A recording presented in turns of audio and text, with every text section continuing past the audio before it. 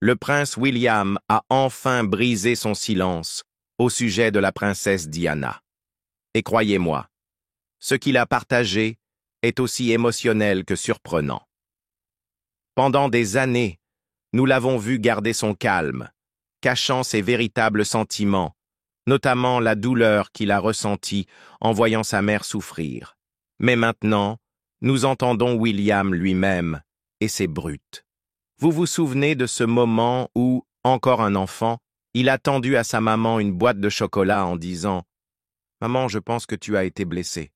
Ceux-ci sont pour te faire sourire à nouveau. » Ce seul moment nous en disait déjà tellement sur la profondeur de ses sentiments.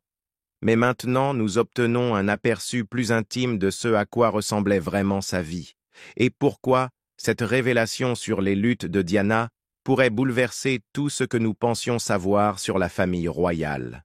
Alors, qu'est-ce qui se cache derrière le silence de William, et pourquoi cela pourrait-il finalement être une mauvaise nouvelle pour la monarchie? Vous ne voudrez pas manquer ça. Mais avant de plonger dans le sujet, si vous aimez ces histoires royales autant que nous, n'oubliez pas de cliquer sur le bouton j'aime, de vous abonner et de sonner la cloche. Croyez-moi, vous ne voudrez pas manquer ce qui va suivre. Dans les derniers moments de l'épisode 4 de la saison 6 de The Crown, l'écran se fixe sur deux visages jeunes et tristes. Celui de Prince William, joué par Ed McVey, et celui de Prince Harry, incarné par Flynn Edwards. Les frères marchent en procession solennelle derrière le cercueil de leur mère, la princesse Diana, leurs pas résonnant dans les rues de Londres. À leur côté se trouve le prince Charles, interprété par Dominic West, et le prince Philippe, joué par Jonathan Pryce. Le silence de leur marche funèbre est interrompu uniquement par le bruit de millions de personnes dans la foule, leur chagrin palpable, les larmes coulant librement. Pourquoi pleurent-ils pour quelqu'un qu'ils n'ont jamais connu? Demande William à son grand-père, le prince Philippe, sa voix étant un doux reflet de la scène accablante. La réponse de Philippe est simple, mais profonde. Il ne pleure pas pour elle. Il pleure pour toi.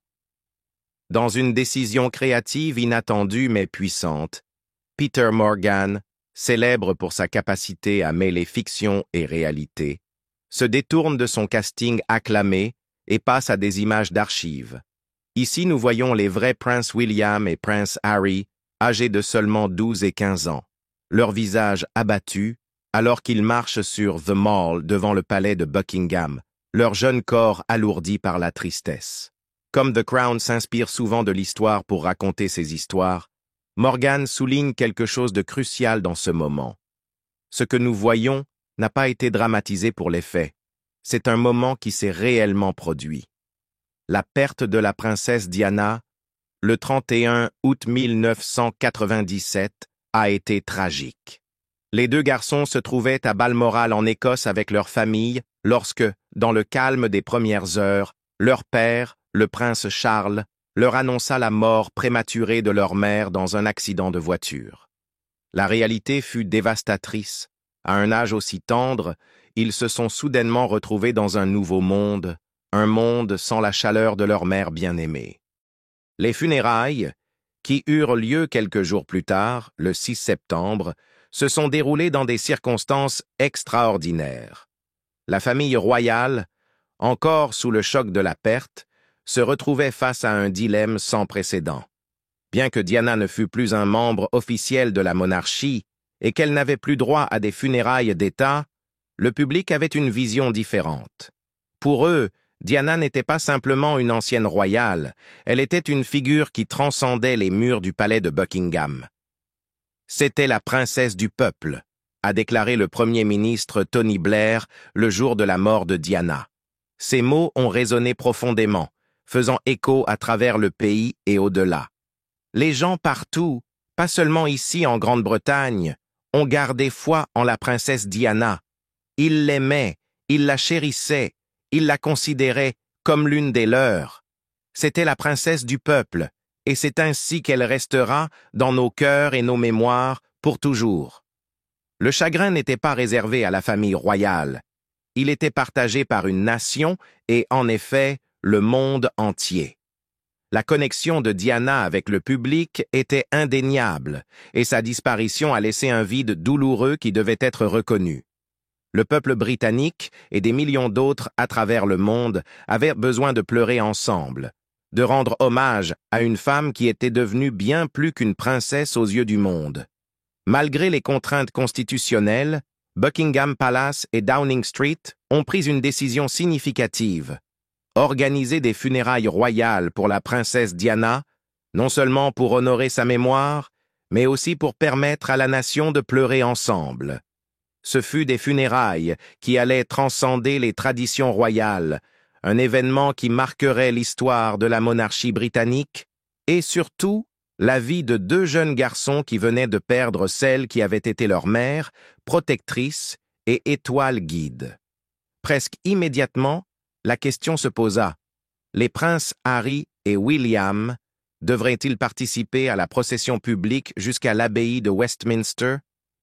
La famille royale hésitait d'abord à exposer les deux garçons, encore en plein chagrin, à un tel spectacle public.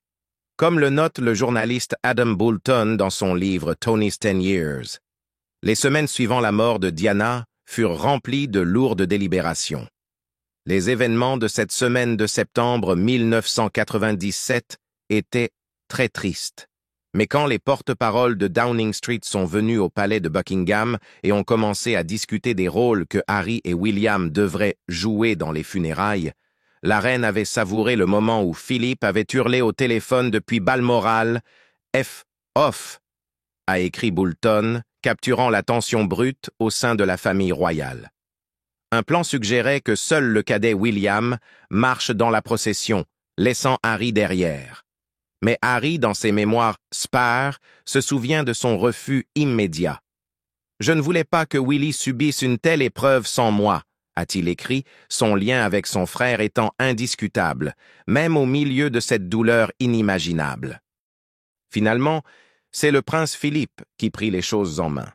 Il parla directement aux garçons, leur offrant un choix qui allait devenir un moment décisif pour les deux. « Je marcherai si vous marchez », leur aurait-il dit. Et ainsi, ensemble, les deux frères marchèrent derrière le cercueil de leur mère, accompagnés du prince Philippe, du prince Charles et du frère de Diana, Charles Spencer. Le monde regardait, plus de 2,5 milliards de personnes se branchant pour suivre la procession déchirante.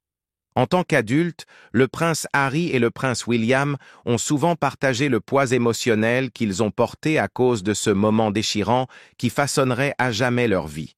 Pour Harry, les souvenirs sont particulièrement poignants et il a offert de profonds aperçus personnels sur l'impact profond que cela a eu sur lui. Le souvenir qui le hantait le plus était l'image de lui-même, jeune garçon, marchant derrière le cercueil de sa mère. Sa mère, la princesse Diana, venait de décéder, et Harry fut projeté sous les feux de la rampe d'une manière qu'aucun enfant ne devrait jamais avoir à vivre. Ma mère venait de mourir, et j'ai dû marcher un long chemin derrière son cercueil, entouré de milliers de personnes qui me regardaient, pendant que des millions d'autres le faisaient à la télévision, a révélé Harry aux médias en 2017, alors qu'il réfléchissait au poids insupportable de ce moment. Lorsque Harry s'est retiré de ses fonctions royales en 2020, il était devenu plus ouvert sur les traumatismes qu'il avait portés au fil des ans. C'est pendant cette période que Harry a partagé davantage de détails sur ce qu'il se souvenait le plus vivement. Ce dont je me souviens le plus, c'est le bruit des sabots du cheval résonnant sur le Mall, la route en briques rouges, a déclaré Harry dans la série documentaire de 2021 de Me You Can't See. Sa voix tremblait légèrement alors qu'il évoquait cette expérience surréaliste. À ce moment-là, nous étions tous les deux sous le choc. C'était comme si j'étais hors de mon corps. Je marchais simplement et faisais ce qu'on attendait de moi, montrant 1/10 de l'émotion que tout le monde montrait. Harry a décrit son sentiment d'être presque détaché de son propre corps, tandis qu'il suivait la procession émotionnellement engourdi, un garçon accablé par le chagrin, mais forcé de le réprimer devant le monde entier. Finalement, le traumatisme lié à la perte de sa mère, combiné à sa tendance à enfouir ses émotions, l'a conduit à consulter un thérapeute. Ce fut un long chemin d'introspection et de guérison qu'il partagerait plus tard avec le public. William, lui aussi, a lutté en silence. Dans le documentaire de la BBC de 2017, Diana, 7 jours, il a parlé de son expérience de la marche, la qualifiant de « l'une des choses les plus difficiles que j'ai jamais faites ».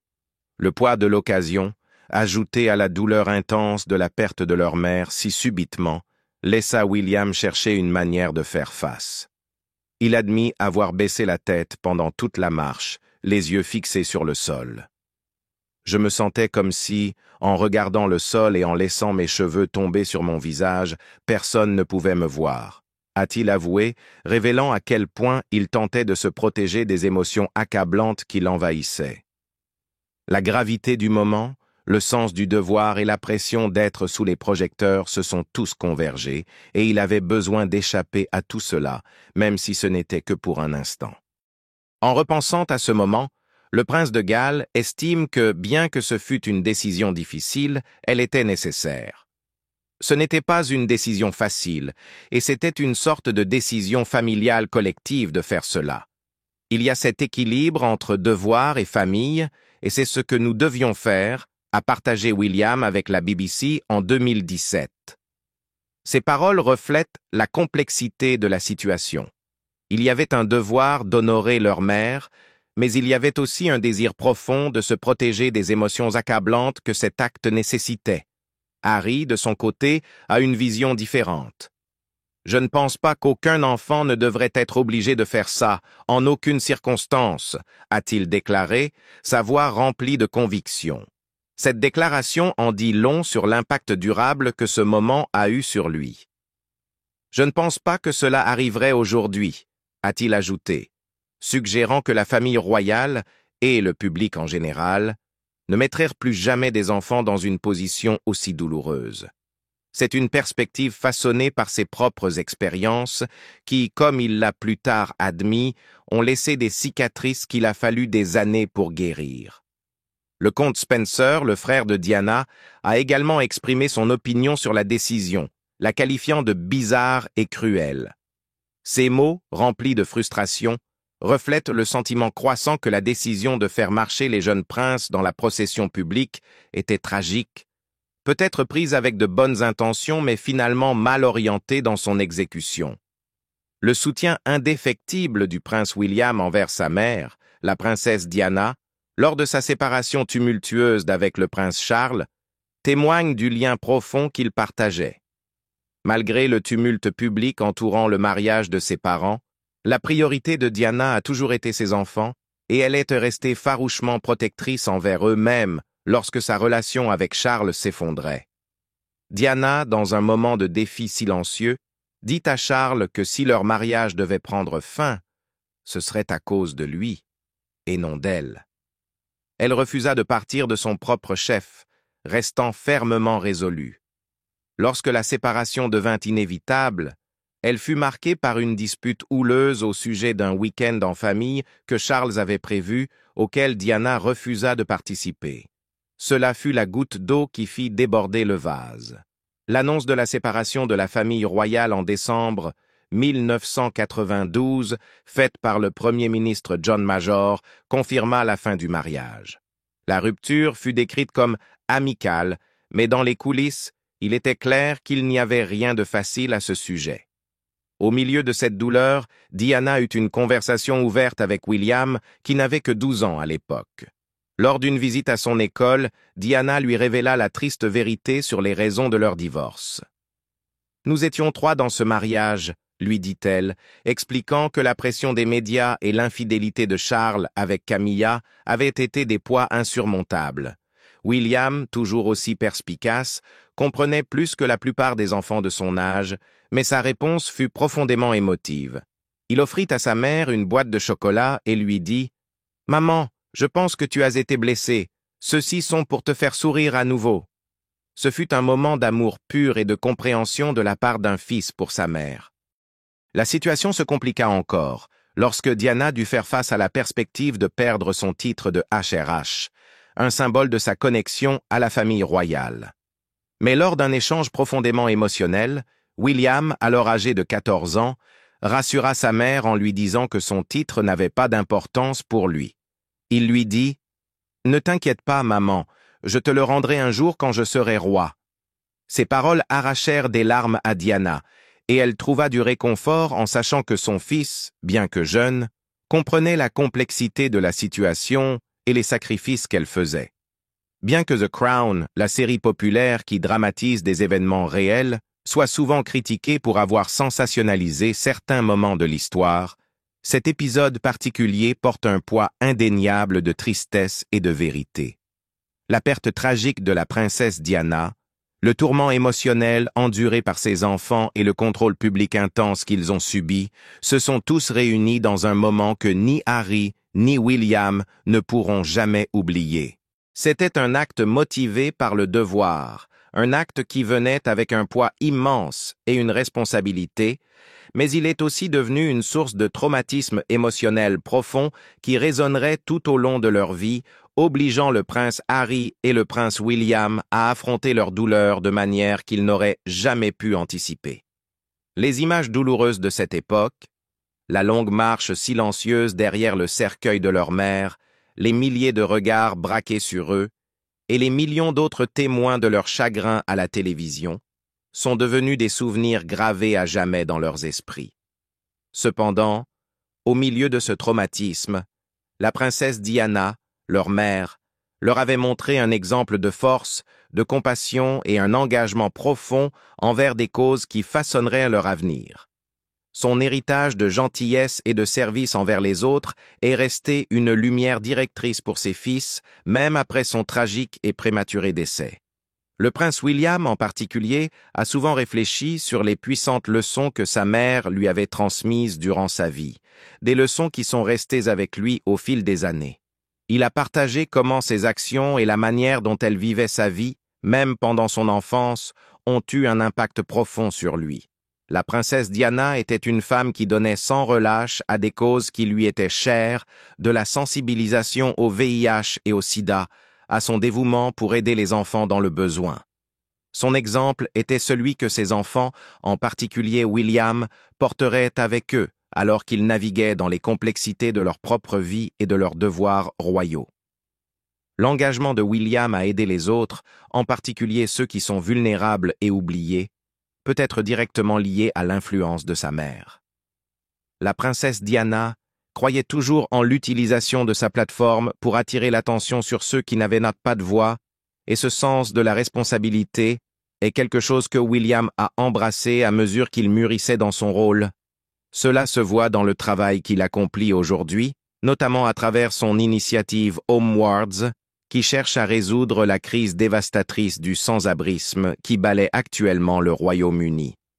Le pays, comme l'a souligné William, fait face à la pire crise du sans-abrisme de mémoire d'homme. Plus de 350 000 personnes en Grande-Bretagne vivent actuellement sans logement permanent et les chiffres ne cessent d'augmenter. L'ampleur de cette crise pesait lourdement sur William et il a décidé qu'il était temps d'agir. Dans la première partie de son documentaire en 2 parties, Prince William, We Can End Homelessness, diffusé le 30 octobre 2023, William a ouvertement parlé de la situation dramatique et de son désir de changer le récit autour du sans-abrisme. Je pense qu'il est vraiment important que nous puissions essayer de changer et de traiter le récit autour du sans-abrisme, a-t-il déclaré, son ton sincère et déterminé. Les gens vivent avec cela. Nous le voyons tous les jours dans nos vies. C'est quelque chose que je veux remettre en question. Ces mots reflétaient une profonde conscience du problème et une détermination sans faille à prendre en charge une cause trop souvent ignorée ou incomprise. Pour William, il ne s'agissait pas seulement de sensibiliser. Il s'agissait d'utiliser sa position, sa plateforme et sa voix pour faire une différence tangible. Il croit fermement que le pouvoir de son statut royal doit être utilisé pour le bien, pour traiter des problèmes comme le sans-abrisme et pour créer un changement réel et durable dans la vie de ceux qui en ont le plus besoin. L'initiative Homewards, lancée par William en juin 2023, fait partie d'un plan quinquennal avec une mission audacieuse. rendre le sans-abrisme rare, bref et non récurrent. C'est un projet ambitieux, qui appelle à des solutions innovantes et une approche collaborative entre les organismes gouvernementaux, les organisations caritatives et la communauté. Le documentaire a permis aux téléspectateurs d'avoir un aperçu de la première année de cette initiative, montrant les étapes que William a déjà franchies et les défis qu'il a rencontrés en cours de route. Je pense qu'avec ma position et ma plateforme, je devrais apporter du changement. A partager William devant la caméra, ces mots portant le poids de la responsabilité qu'il ressent. C'est quelque chose que je dois faire, a-t-il poursuivi, une détermination calme dans la voix. Son engagement à lutter contre la crise du sans-abrisme n'est pas seulement une mission personnelle, c'est un reflet des valeurs qu'il a apprises de sa mère, qui était toujours une championne pour les opprimés. La capacité de la princesse Diana à défier le statu quo, à se battre pour les sans-voix et à prendre soin de ceux qui étaient souvent ignorés par la société a clairement influencé la voix de William. Dans la deuxième partie de son documentaire révolutionnaire, diffusé le 31 octobre 2024, le prince William a plongé encore plus profondément dans ses efforts pour combattre le sans-abrisme à travers son initiative Homeward. Au fur et à mesure que le récit se déroulait, il est devenu clair que s'attaquer au sans-abrisme n'était pas simplement un objectif à court terme pour William, c'était un engagement de toute une vie. Un engagement qui nécessiterait une dévotion incessante, une collaboration et un effort soutenu de sa part et de celle des personnes autour de lui. L'initiative va au-delà de la simple fourniture de logements pour ceux qui en ont besoin. Elle vise à traiter les causes profondes du sans-abrisme et à s'assurer que les individus ne sont pas laissés pour compte, oubliés par la société. En réfléchissant à l'influence profonde de sa mère, William a rappelé comment la princesse Diana s'était assurée que ses enfants comprennent les réalités de la vie au-delà des murs du palais. Elle s'est assurée que quand nous grandirions, la vie en dehors des murs du palais serait réelle, tu sais, pas juste une déclaration, a-t-il partagé dans le documentaire. C'était un fait réel, et c'est drôle de voir comment le temps revient, n'est-ce pas? Aujourd'hui, en tant que père, William transmet ses leçons à ses propres enfants. Le prince George, 11 ans, la princesse Charlotte, 9 ans, et le prince Louis, 6 ans, qu'il a avec son épouse Kate Middleton. Quand j'étais tout petit, ma mère a commencé à parler du sans-abrisme, tout comme je le fais maintenant avec mes enfants lors du trajet scolaire, a-t-il dit. On voyait des gens dans la rue. Tu sais, quand tu es si petit, tu es curieux, et tu essaies un peu de comprendre ce qui se passe. Tu poses juste la question comme « Eh bien, pourquoi sont-ils assis là ?» Et ma mère nous parlait un peu de pourquoi ils étaient là. Et cela a eu un impact vraiment important. Au fur et à mesure que William grandissait dans son rôle royal, il réfléchissait à la manière dont sa position et sa plateforme pouvaient être utilisées pour provoquer un changement significatif. J'ai lentement essayé de comprendre ce que je pouvais apporter au rôle et à la plateforme que j'ai, a-t-il expliqué. Qu'est-ce que je pense qui fonctionne? Qu'est-ce que je pense que les gens veulent te voir de ma part? Et j'ai pris une inspiration et des conseils de ce que ma mère faisait, notamment avec le sans-abrisme. Et cela a grandi au cours des dernières années. Dans d'autres moments du documentaire, le futur roi a été franc sur son propre privilège. N'ayant jamais connu la vie sans domicile et ayant vécu dans des résidences royales tout au long de sa vie, William a reconnu le contraste immense entre sa vie et celle de ceux qui luttent contre le sans-abrisme.